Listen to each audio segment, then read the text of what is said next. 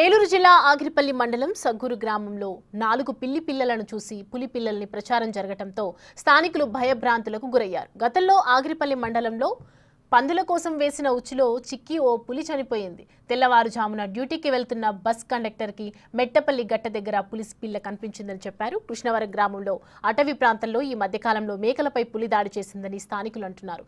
దాంతో చనిపోయిన ఆ పులి పిల్లలు ఇక్కడ తిరుగుతున్నాయని సోషల్ మీడియాలో ఓ పోస్ట్ పెట్టడంతో దానిపై పెద్ద ఎత్తున ప్రచారం జరిగింది. వాటిని పరిశీలించిన పోలీసులు అధికారులకు ఫోటోలు, వీడియోలు తీసి పంపారు. చెక్ చేసిన తర్వాత అవి పిల్లలని క్లారిటీ ఇచ్చారు. సోషల్ మీడియాలో జరిగే తప్పుడు ప్రచారం నమ్మి భయపడాల్సిన అవసరం లేదని సూచిస్తున్నారు అధికారులు.